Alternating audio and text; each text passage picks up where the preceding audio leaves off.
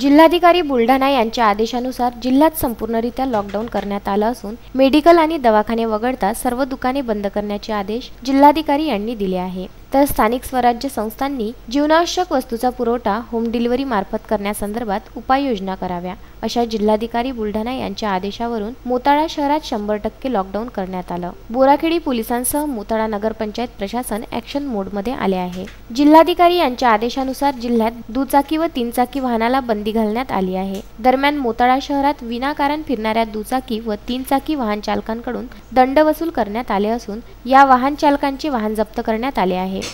वाहन चालकांकडून दंड आकारत असताना मोताळा नगर पंचायतच्या मुख्याधिकारी श्रीमती विभा वराडे यांच्या मार्गदर्शनात कर्मचाऱ्यांसह शहरात फिरून सोशल डिस्टन्सचा अवलंब करणाऱ्या मेडिकल, ग्राहक सेवा केंद्र व रस्त्यावर थुंकणाऱ्या विना मास्क लावून फिरणाऱ्यांवर दंड वसूल केला जात आहे। लॉकडाऊन काळात नागरिकांना कोणत्याही प्रकारची गैरसोय होऊ नये याकरिता नगरपंचायत प्रशासनाने ठरवून दिलेल्या दुकानदाराकडूनच जीवनावश्यक वस्तूची शहरात होम डिलिव्हरी करण्यात येणार असल्याची प्रतिक्रिया मुख्याधिकारी श्रीमती विभा वराडे यांनी दिली आहे। रहीम शाह, विदर्भ न्यूज, मोताळा।